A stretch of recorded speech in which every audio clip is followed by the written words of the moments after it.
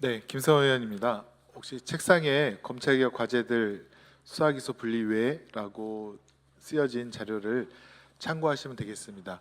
앞선 두 분이 어떻게 보면 하드웨어를 나누는 작업이라면 저는 소프트웨어를 보충하는 그런 작업입니다. 이 작업을 하게 된 이유는 그 이건태 위원님께서 대장동 사건에 대한 책을 쓰신 게 있는데 그 책을 보면 검찰의 공소권 남용의 완전히 종합 비리 세트 백화점입니다. 그래서 그 남용을 다시는 어떤 정치적인 표적 수사에도 이용되지 못하게 하는 소프트웨어가 필요하다는 생각에서 이런 발제를 하게 되었습니다. 읽겠습니다. 처음에는 표적 수사 금지법입니다. 이건태 의원님께서 2024년 6월 12일 대표 발의를 해주셨는데요. 수사기관이 특정인을 처벌하기 위한 목적으로 피의자를 표적하여 새로운 범죄 혐의가 나올 때까지 계속하여 수사하는 그런 표적 수사가 국민의 인권을 침해하고 있다라고 판단했고, 지금 형사소송법에서는 그런 금지 규정이 없어서 그 아래 표와 같은 형사소송법 198조의 5항 6항을 신설해서 표적 수사를 금지하는 법안을 발의하게 되었습니다. 이건태 의원님께서 대표 발의해 주셨고요. 다음 장입니다. 반인권적 국가 범죄에 대한 공소시효 배제입니다.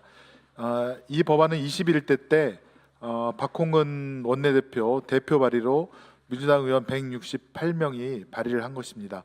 다시 22대 때 박홍근 의원께서 대표 발의를 했는데요.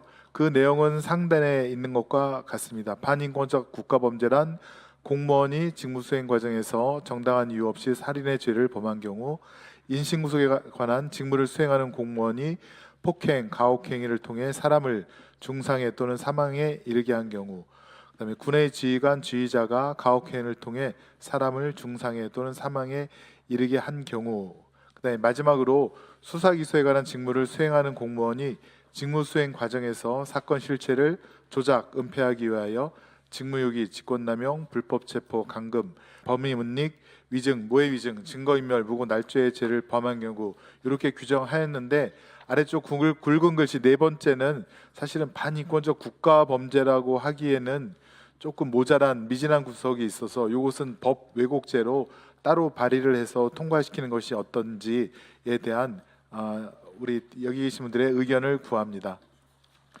세 번째입니다.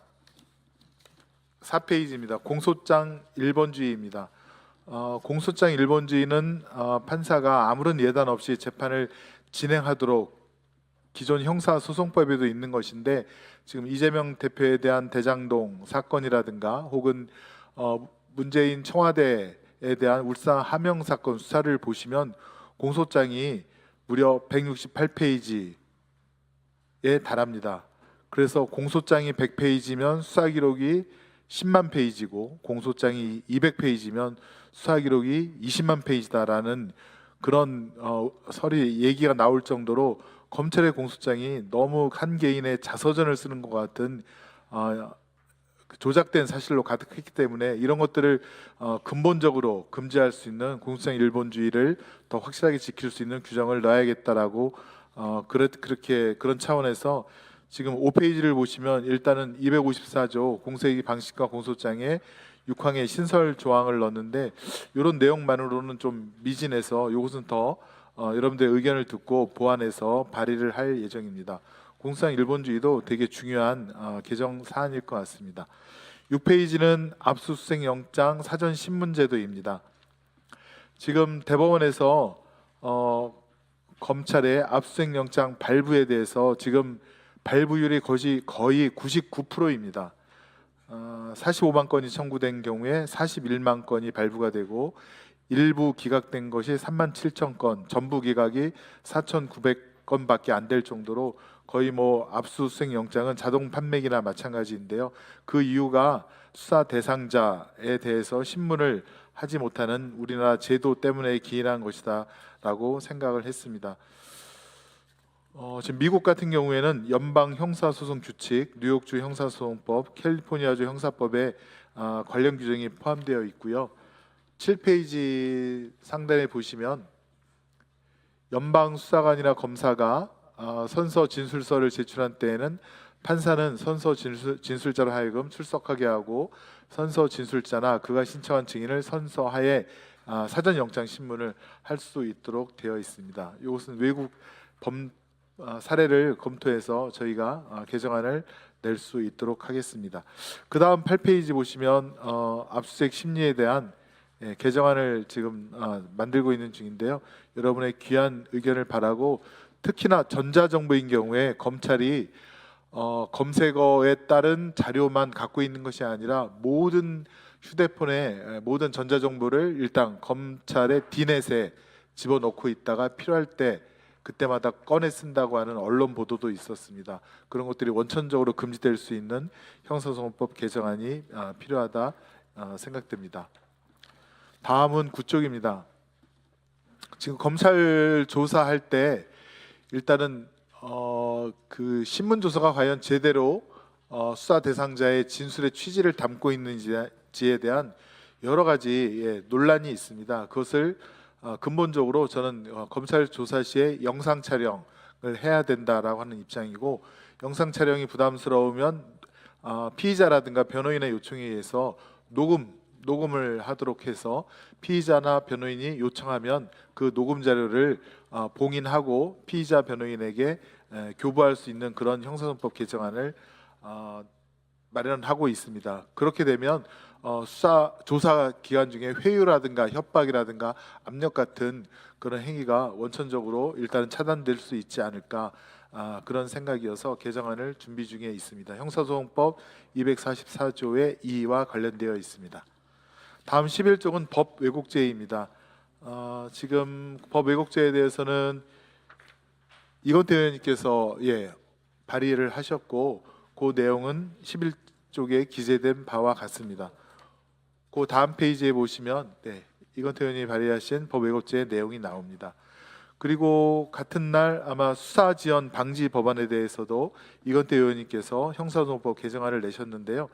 내용은 모든 수사는 3개월 이내에 종결토록 하고 6개월이 초과된 경우에는 당사자 신청으로 검찰이 그때까지 어떤 수사를 했는지 수사기록 목록을 당사자에게 제공하도록 하는 규정을 두었습니다.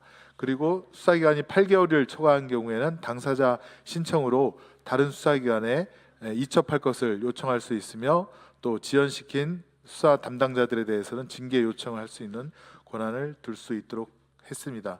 그리고 저희가 지금 여기에는 기재를 하지 않았는데요. 논의하고 있는 것은 첫 번째가 수사 기록, 그다음에 수사 과정을 모두 다 전산에 입력하도록 하는 그런 의무 조항을 둠으로써 수사하다가 피고인이나 피의자에게 유리한 수사 기록이 나오면 그거를 은폐하거나 예컨대 법원에 제출하지 않는 경우가 있는데, 그런 것들이 나중에 당사자의 요청으로 그렇게 의무적으로 기록된 수사 기록이라든가 증거가 다 현출될 수 있도록 그렇게 제도를 마련했고요. 그다음에 또 하나는 검사나 수사기관이 불법 면담이라든가 회유 협박에 의한 진술 조서에 대해서는 증거 능력을 부인하는 그런 조항을 지금 마련 중입니다.